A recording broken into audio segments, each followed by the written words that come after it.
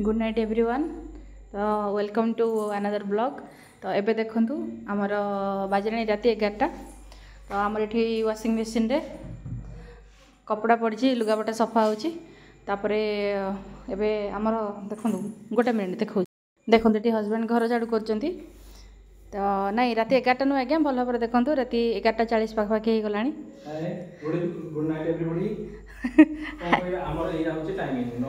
आउ देखंतु एपटे आमर बासन फासन मजा सरी गलानी। किचन केवल पहाड़ भाया बासन लदा होती।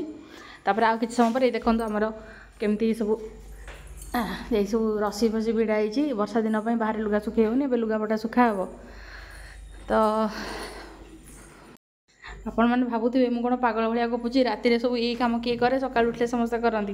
कि आमर ये ही लाइफस्टाइल यहाँ ही सत कथा। कारण आमर ये एकुटिया आम कहीं तो आम पाखे ना सब कम निजी करा पड़ूँ ना। सका उठिक एत सारा कम करहबनी। तेणु कहीं सका 6:30 ट्यूशन पिला पलि आसबे।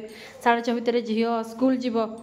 आ हजबैंड भी ऑफिस पलबे 8:30 9टा बेलू सी भी ऑफिस पलाउं। तेणु एत सारा कम कर गोटे छोट बेबी अच्छी घरे से राति आमको सकाल अधा कम गोटे दिन अधा कम राति आमको प्री प्लानिंग कर सारे पड़े।